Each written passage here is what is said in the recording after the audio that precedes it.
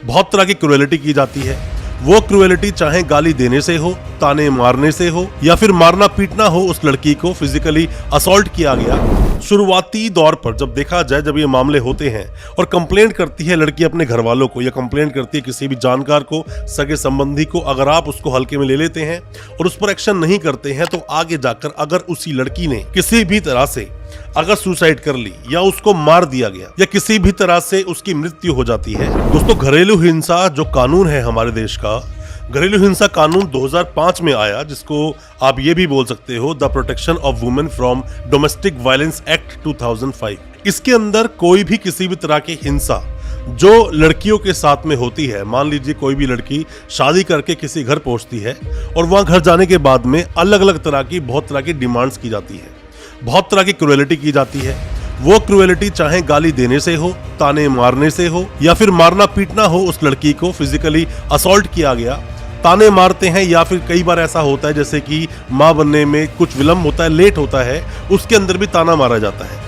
ऐसे बहुत सारी चीजें होती हैं जिसमें कि अगर कोई ऐसा आपके साथ करता है, आपने शादी की, शादी करने के बाद में ससुराल जाते हैं, ससुराल जाने के बाद में अलग अलग तरह से ताने आपको सुनने को मिलते हैं, या किसी भी तरह से दहेज की डिमांड की जाती है। दहेज की डिमांड ना भी की जाए तो भी ऐसी बहुत सारी क्रूएलिटीज होती हैं जो आप लोग सोचते हैं ये तो आम बात है।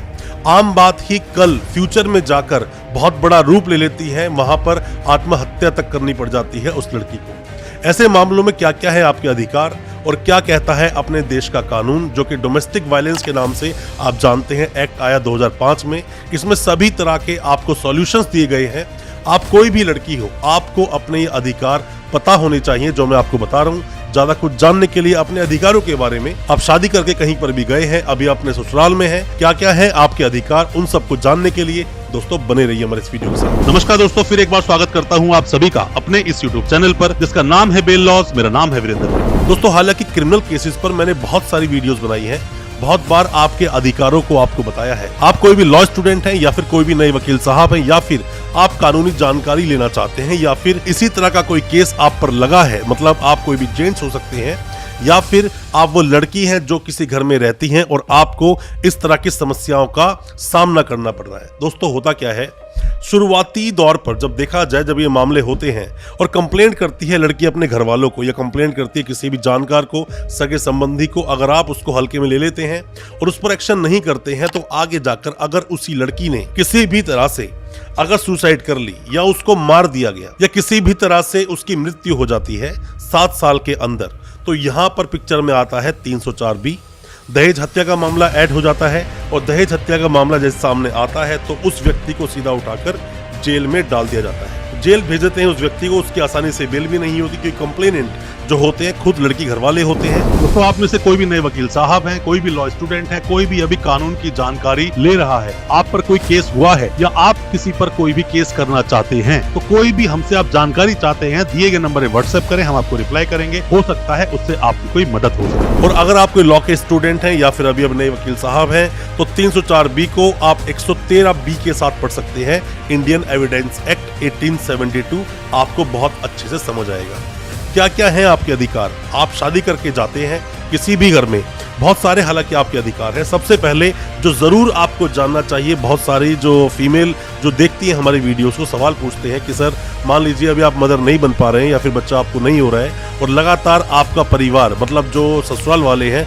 प्रेशर आपको करे जा रहे हैं बार बार और धमकी देते हैं कि हम लड़के की दूसरी शादी करा देंगे, तो मैं आपको बता दूं, आप उनको भी बता देना अगर थोड़ा सा भी वो लोग पढ़े लिखे हैं। Article 21 life and personal liberty या फिर शारीरिक स्वतंत्रता का जो अधिकार है, जो आपका मौलिक अधिकार है, फंडामेंटल राइट है, जिसको आपसे कोई नहीं छीन सकता, जिसका गारंटर है खुद सुप्रीम कोर्ट। अगर कोई ऐसा करता है और वो लोग आपका जीना बिल्कुल ही हराम कर चुके हैं तो मेरा मानना है आपको उनकी कंप्लेंट कर देनी चाहिए, उनको सबक अपने आप में मिल जाएगा। आप शादी कर गए हैं अपने ससुराल में, ससुराल में जाने के बाद फिर चाहे आपका हस्बैंड हो, आपके ससुर हो, सास हो या कोई भी हो आपका परिवार में जो कि आपके हस्बैंड के परिवार से आता है, वो किसी भी तरह से अगर आपको गालियां भी देता है, टोन भी कसता है या मारना पीटना तो बहुत दूर की बात है, ऐसा वो कर नहीं सकते। आप चाहो तो उनको सीधा कर सकते हो, आप उनको सबक सिखा सकते हो, क्योंकि बहुत से लोग ऐसा करते हैं। हालांकि आप जिस भी घर में रहते हैं, हमेशा घर में बोलते हैं बर्तन होते हैं तो आपस में बचते ही हैं। छोटी छोटी बातों पर सीधा कोर्ट का सहारा नहीं लेना चाहिए, छोटी छोटी बातों की सीधा कंप्लेंट लेकर नहीं पहुंचना चाहिए। इसमें सिर्फ और सिर्फ आपका घर ही टूटेगा और कुछ नहीं होगा। कुछ साल तक केस चलेगा, बाद में कॉम्प्रोमाइज हो जाएगा और बाद में एक बार जब धागा टूटता है, गांठ लग ही जाती है। बेहतर है अपने घर को आप संभाल कर चलें। हालांकि आपके पास अधिकार बहुत सारे हैं। मान लीजिए कि अब आप लड़के से अलग रह रहे हैं, अपने घर पे आप आ चुके हैं और आप कमाते नहीं हैं, तो आप मेंटेनेंस के लिए एक एप्लीकेशन डाल दीजिए जो डलेगी 125 और सीआरपीसी के अंदर।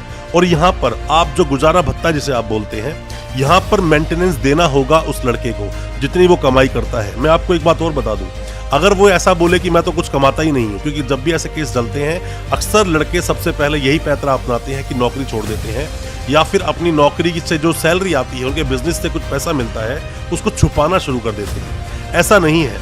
एक जजमेंट आया था सुप्रीम कोर्ट का, उस जजमेंट को भी अगर आप पढ़ लेते हैं तो आपकी सब जितनी भी दुविधाएं हैं सब क्लियर हो जाएंगी। रीमा सलकान वर्सेस सुमेर सिंह सलकान 2019 का ये जजमेंट है, जिसमें यह बोला गया कि एबल बॉडीज, जो एबल बॉडी है आपकी, मतलब सक्षम है आप चलने फिरने के लिए, तो आपको कमाना होगा और मेंटेनेंस आपको देनी होगी। आप उससे बच नहीं सकते। अगर आप सोचते हैं मैं उससे बच जाऊंगा तो ये पॉसिबल नहीं है। साथ में ही आप जब कंप्लेंट करेंगे, कंप्लेंट करने के तरीके अलग अलग हैं। आप चाहें तो डोमेस्टिक वायलेंस के लिए आप सीधा वुमेन सेल में चले जाएं, पुलिस स्टेशन में जाएं कंप्लेंट करें, या फिर सीधा आप कोर्ट के द्वारा भी सेक्शन 12 की एप्लीकेशन लगा सकते हैं, जिसमें कि उस व्यक्ति के अगेंस्ट में जो भी सम्मन इश्यू होता है कोर्ट से वो हो जाएगा, उसको कोर्ट में बुलाया जाएगा। साथ में जब आप कंप्लेंट देते हो पुलिस स्टेशन में या आप जाते हो वुमेन सेल में, वहां पर 498A का एक मुकदमा दर्ज होता है, FIR कट जाती है और FIR कटने के बाद में उस पर एक्शन भी होता है। हालांकि देखा जाए तो 498A के मामले के अंदर FIR जरूर कटती है, बट सीधा सीधा जाकर किसी लड़के को, जो उसका हस्बैंड है लड़की का, उसको ऐसे पुलिस अरेस्ट नहीं कर सकती। सीधा अगर वो अरेस्ट करती है तो वहाँ प्रॉब्लम हो जाएगी, क्योंकि Arnesh Kumar versus state of Bihar का जजमेंट आया था जिसमें कि 41A का नोटिस देना अनिवार्य हो जाता है। ऐसा सीधा जाकर आपको अरेस्ट नहीं कर सकती। अगर आप लड़के हैं सीधा पुलिस आपको अरेस्ट नहीं कर सकती, और अगर आप लड़की हैं और आप उम्मीद लगाए बैठे हैं जैसे ही मैं कंप्लेंट दूंगी सीधा जाकर वो अरेस्ट कर लेंगे उसको, तो ऐसा नहीं होता है। आपका जो पति का घर है उसमें रहने से आपको कोई रोक नहीं सकता। किसी में इतनी पावर नहीं कि आपको घर से बाहर निकाल दे। आप वहां रहिए। अगर पति आपसे बात नहीं करता है तो कोई भी सेपरेट रूम ले लीजिए उसी के अंदर, आप उसमें रहिए, बट वहां से जाने की आपको जरूरत नहीं है, ऐसे वो आपको निकाल नहीं पाएंगे। हालांकि टॉर्चर कई तरह के होते हैं। पहले कंप्लेंट बहुत तरह की आती थी, मारने पीटने कंप्लेंट आया करती थी, किसी को गाली वाली देना ये एक अलग चीज थी। इमोशनल जो टॉर्चर होता है ये पहले नहीं था, बट कुछ जो सुप्रीम कोर्ट के जो जजमेंट्स आए उसमें इमोशनल टॉर्चर को भी लिया गया। और साथ में जो ये आपका एक्ट है, इस एक्ट की बात हम करें, डोमेस्टिक वायलेंस एक्ट 2005 की अगर हम बात करें, तो इसमें भी इन सेक्शंस को ऐड किया गया कि इमोशनल टॉर्चर जो है वो भी क्रूएलिटी की श्रेणी में ही आता है। अगर आप किसी के साथ अगर ऐसा करते हैं, गालियां देते हैं, मेंटली टॉर्चर करते हैं, जरूरी नहीं कि आप सिर्फ मारें तो ही डोमेस्टिक वायलेंस है, ऐसा बिल्कुल नहीं है। शादीशुदा कोई भी लेडीज होती है उसके बहुत सारे अधिकार हैं।